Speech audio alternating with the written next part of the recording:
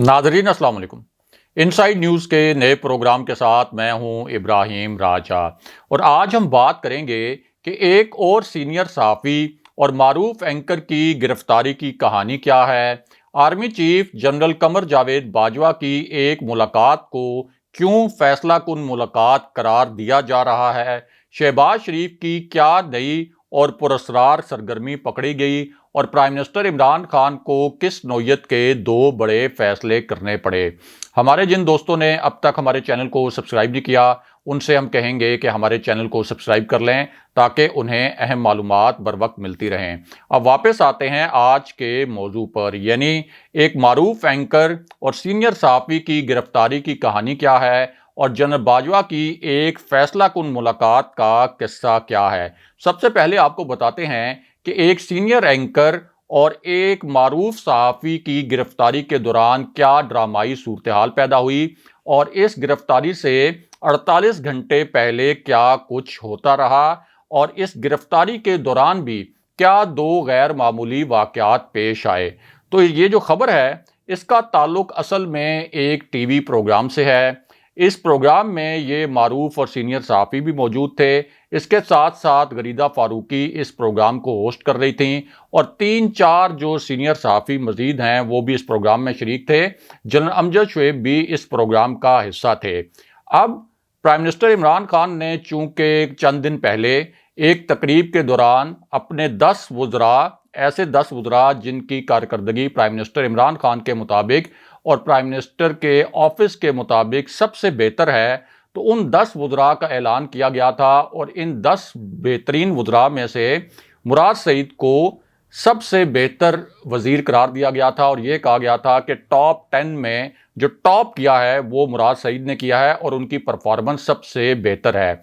अब ये जो प्रोग्राम था इसमें मुराद सईद की कारकर्दगी के हवाले से बात हुई और मेरिट के ऊपर बात हुई कि मुराद सईद का क्या मेरिट था कि उनको नंबर 1 वज़ीर करार दिया गया। इस तरह का सवाल गरीदा फारूकी साहिबा की जानिब से पूछा गया, जिस पर ये जो मारूफ सहाफ़ी हैं मोहसिन बेग साहब, इन्होंने रेहाम खान की किताब का हवाला दे दिया। उसके बाद जनरल अमजद शुएब ने भी मोहसिन बेग साहब की हाँ में हाँ मिलाई और जो दीगर शुरका थे उन्होंने भी इसी तरह जो मोहसिन बेग साहब ने अल्फाज अदा किए थे वही अल्फाज दोहरा दिए।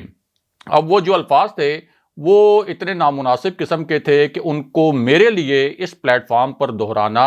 मुमकिन नहीं और मैं मुनासिब नहीं समझता कि मैं वो अल्फाज दोबारा यहाँ दोहराऊँ। लेकिन इसी मामले पर मुराद सईद ने FIA को एक दरख्वास्त दी और ये कहा कि प्राइम मिनिस्टर इमरान खान और मेरे मुतल्लिक कुछ नाजेबा कलमात जो हैं एक टीवी प्रोग्राम में ये जो सहाफ़ी हैं मोहसिन बेग साहब इन्होंने अदा किए, लिहाजा इनके खिलाफ कार्रवाई की जाए। अगर इनके पास कोई शवाहिद हैं तो ये शवाहिद पेश करें। लेकिन जिस किस्म के इन्होंने इल्ज़ामात लगाए इससे मेरी और प्राइम मिनिस्टर इमरान खान की साख मुतासिर हुई। अब उसके बाद हुआ ये कि FIA की एक टीम और पुलिस की टीम मोहसिन बेग साहब के घर पहुंच गई उनकी गिरफ्तारी के लिए। मोहसिन बेग साहब के ज़राए का दावा यह है कि FIA के पास वारंट नहीं थे, लेकिन FIA ने कहा कि हमारे पास वारंट मौजूद थे। हमने मोहसिन बेग साहब को बताया कि हमारे पास आपकी गिरफ्तारी के और आपको हिरासत में लेने के वारंट मौजूद हैं। उनको मुराद सईद की जानिब से जो शिकायत दर्ज करवाई गई थी वो शिकायत भी दिखाई गई तहरीरी तौर पर,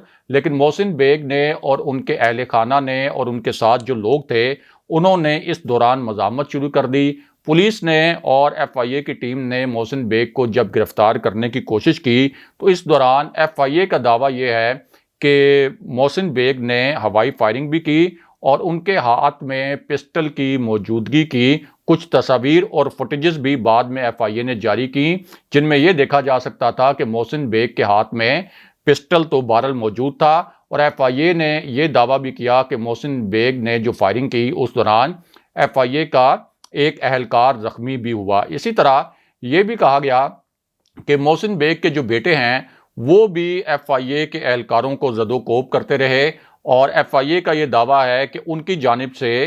जो मोहसिन बेग का घर है उसका कोई ये नहीं किया गया कि वहाँ पे इस तरह से रेड किया गया हो कि ज़बरदस्ती पुलिस और FIA के एहलकार वहाँ पे घुस गए हों। लेकिन बाद में सिचुएशन इसलिए ख़राब हुई कि जो मोहसिन बेग और उनके बेटे की जानिब से मज़ाहमत की गई। अब FIA ने 3 फुटेजेस भी रिलीज़ की हैं, 3 वीडियोज़ रिलीज़ की हैं کچھ تصاویر بھی جاری کی ہیں، اور ایف آئی اے کا دعویٰ یہ ہے کہ ان فوٹیجز میں یہ دیکھا جا سکتا ہے کہ محسن بیگ کے ہاتھ میں ایک پسٹل بھی ہے۔ اسی طرح یہ بھی دیکھا جا سکتا ہے کہ ایک تصویر میں محسن بیگ نے ایک اہلکار کو اس کی گردن سے پکڑا ہوا ہے، اور ان کے جو بیٹے ہیں وہ بھی ایک اہلکار کو زد و کوب کر رہے ہیں۔ اس پوری سچویشن کے بعد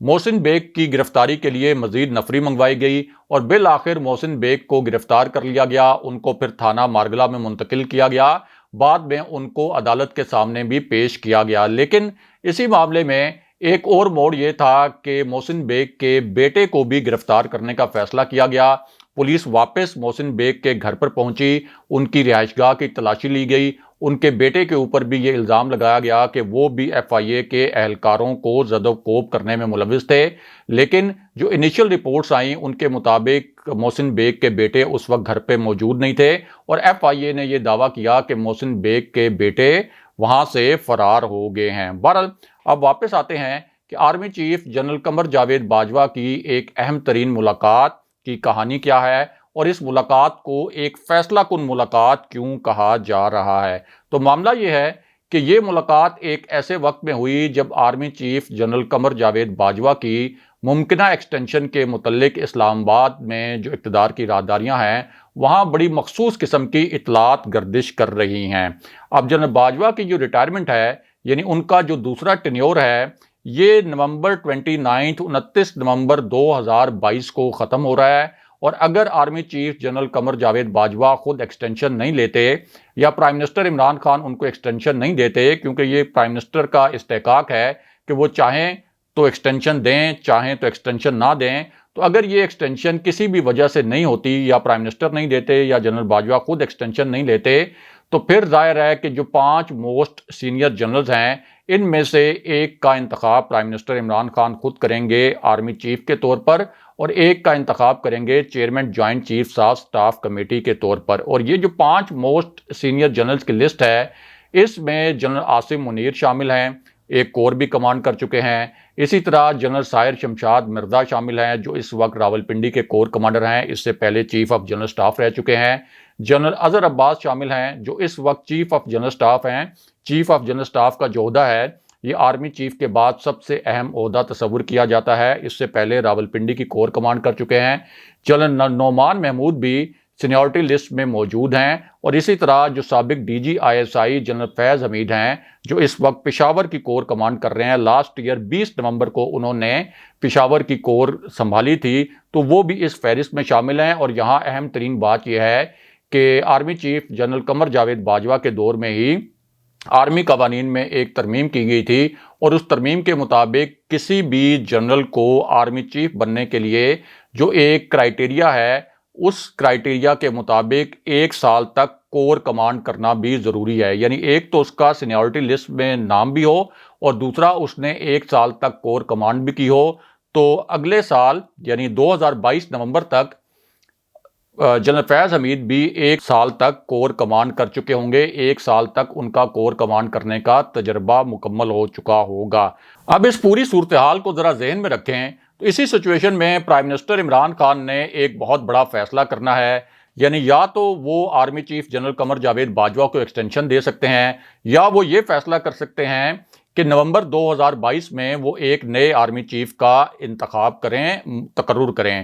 تو یہ جو پوری سچویشن ہے، اسی سچویشن میں جنرل باجوہ کی ایک ملاقات کو فیصلہ کن ملاقات قرار دیا جا رہا ہے۔ اسی ملاقات کو جنرل باجوہ کی ممکنہ ایکسٹینشن سے بھی جوڑا جا رہا ہے، اور یہ بھی کہا جا رہا ہے کہ اس ملاقات سے پہلے پرائم منسٹر آفس سے ایک جو ڈاکومنٹ ہے وہ ایوان صدر موو کیا گیا ہے، اور صدر مملکت جو ہیں وہ کسی بھی وقت اس ایکسٹینشن کی ممکنہ طور پر منظوری دے سکتے ہیں۔ یعنی انیشل ڈاکومنٹ موو کر دیا گیا ہے، انیشل ایک انڈرسٹینڈنگ ہو گئی ہے۔ یہ اگین کچھ حلقوں کا دعویٰ ہے، اور ان حلقوں کا دعویٰ یہ ہے